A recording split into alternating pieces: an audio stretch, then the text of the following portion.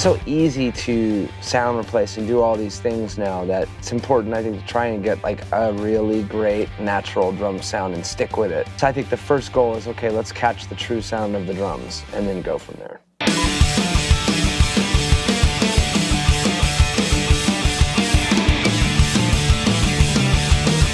You know, it's a 57 on the snare, and we'll put some 414s on the overs and a beta 52 on the kick drum and maybe a 47 fet and 421s on the toms and, you know, a couple of Coles on the rooms. And I have no idea what he's talking about.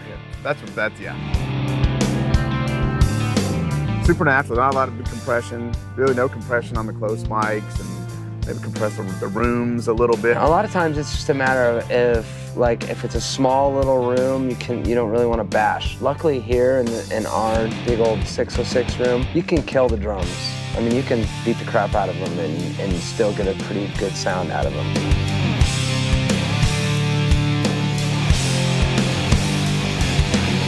You know, I like to make little records in between Foo Fighter records. And a lot of times 606 is busy, but I still want to be able to have a creative environment at home to be able to record a record at my house. You know, back in the day when you had to have a tape machine and you had to have la-di-da-da-da, you were lucky if you had an 8-track, you know, or a 4-track. A ton of space.